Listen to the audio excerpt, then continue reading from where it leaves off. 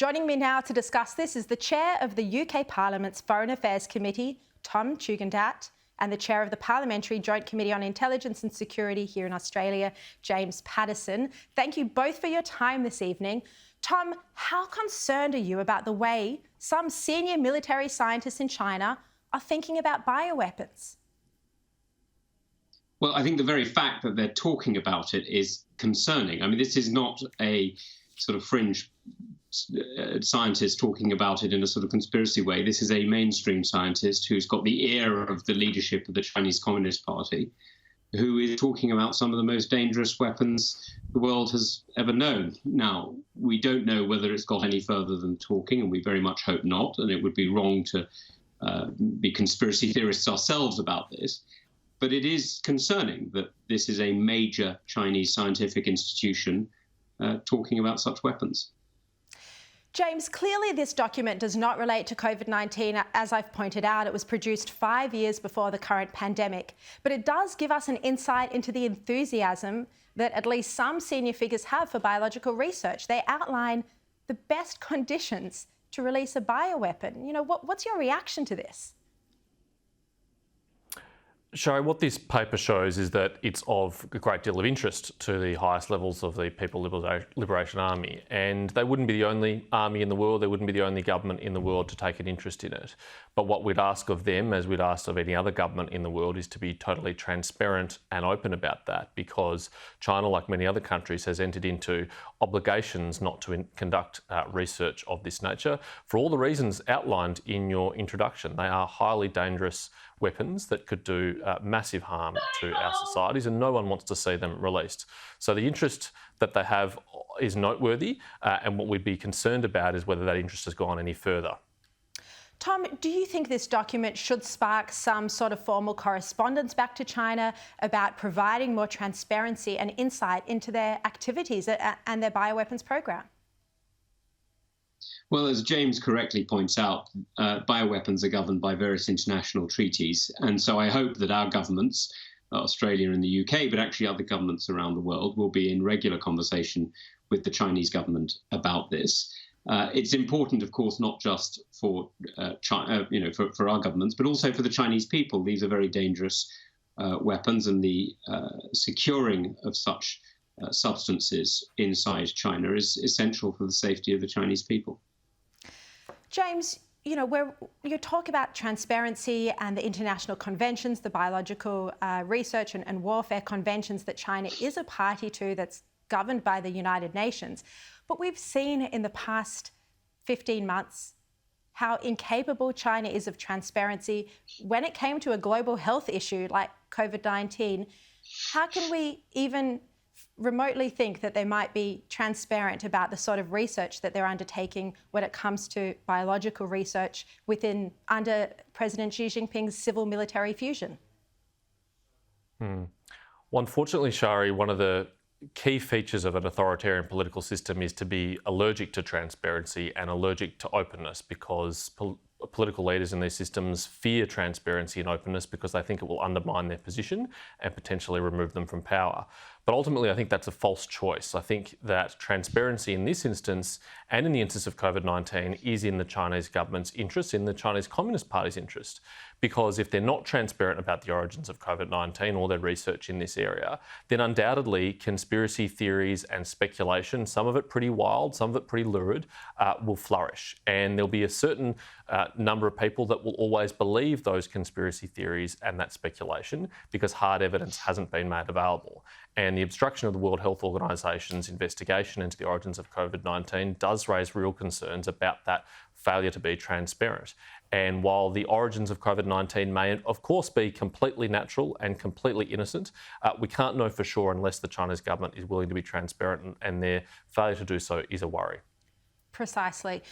Last year, we saw that the US media failed to investigate this topic that we've been discussing, the origins of COVID-19, the most crucial topic globally, given the destruction of livelihoods and the 3 million deaths now and counting. That is now starting to change, but the Biden administration does not want to have to answer questions about it. Have a look at this. It's a matter of public record that Dr. Fauci and the NIH funded gain-of-function experimentation research at the Wuhan lab of virology. And given the questions about that lab, why would Dr. Fauci in the U.S. fund that kind of experiments, that kind of research in a Chinese lab? I'm happy to send you to the NIH about more specifics of what program they funded and more details of that. Now, I do have one more follow-up on Okay. that because the president hasn't really weighed in.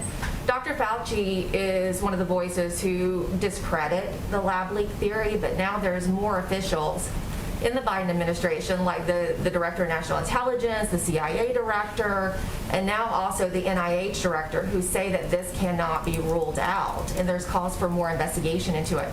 Who does the president agree with, Dr. Fauci or the other officials? Does he think it was a lab leak?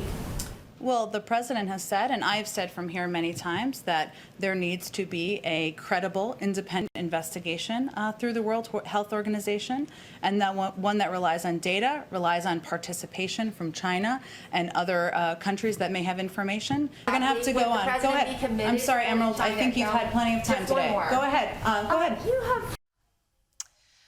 Tom, there hasn't been a proper investigation into the origins of the pandemic 15 months on, and Fauci hasn't explained why he was funding this risky gain-of-function research. Well, I'm not going to speak about Americans' decisions as to what they do. What I will speak about is what the UK does. And I'm very pleased that we've supported Australia's request to the WHO for a full investigation. But the WHO needs to actually do it. Now, this is an issue we've got with the People's Republic of China, or rather with the Chinese Communist Party, in not being open. Sadly, this is pretty traditional in dictatorships, that openness is at a premium. But I hope very much that we will get that openness, because whatever the causes of this outbreak, the reality is it's disrupted lives, it's sadly taken many lives, and it's cost literally trillions of pounds and dollars to the international community and to people all around the world. So finding out what the origins are is absolutely essential to making sure it never happens again. I mean, we just need to look at what's happening in India today to realize that this isn't a Western issue or an Eastern issue. This is a human issue. James, you were one of the first MPs to call for an investigation into the origins of COVID-19 before the Prime Minister and Foreign Minister Maurice Payne did so formally. The WHO does not seem capable, it is not capable of conducting this investigation. So what form can an investigation take in that international community? Shari, the World Health Organization is certainly an imperfect organisation, but it was the best chance that the global community had to get to the bottom of this issue, because it attracted such immense support through the World Health Assembly. The motion that Australia sponsored with friends and allies around the world, including the European Union and the United Kingdom, was for an independent inquiry into the origin of COVID-19. It passed the World Health Assembly with hundreds of co-sponsors and supporters, and not a single vote against, not even China. And yet when the World Health Organization team got to China, they found themselves obstructed every step of the way in terms of access to data, access to personnel, access to key sites. And that shows that the Chinese government was not willing to be transparent with that process. And if they weren't willing to be transparent with that process, I fear they're not going to be transparent with any process. I hope at least that the Chinese Communist Party themselves knows how this James, got out, even if they don't want to tell the world. What about the Prime Minister's original idea of sending weapons inspectors in? That was something he suggested or floated very early on. Look, ultimately you need the consent of the country on the receiving end to do anything like that, and I think if they were unwilling to have World Health Organization researchers having independent access, I doubt they'd allow anyone else to have access.